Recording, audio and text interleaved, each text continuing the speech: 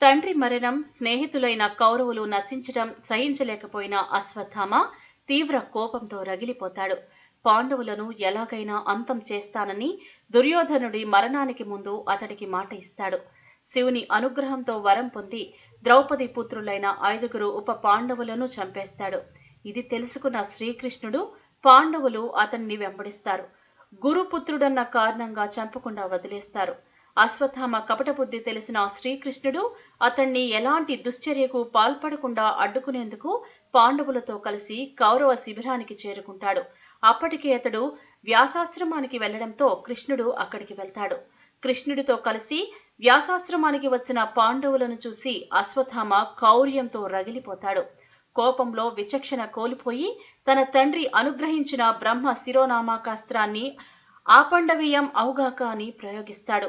ఆ అస్త్ర శక్తి వల్ల భూమి మీద ఉన్న పాండవులు, వారి సంతతి మొత్తం నాశనమయ్యే ప్రమాదం ఉంది.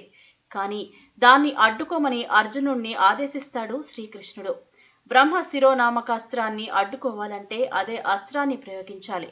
అర్జునుడి తపోశక్తి వల్ల అప్పటికే ఆ అస్త్రాన్ని పొంది ఉండడంతో పాండవులకు క్షేమం చేరుగాక అని మరోవైపు నుంచి అస్త్రాన్ని ప్రయోగిస్తాడు.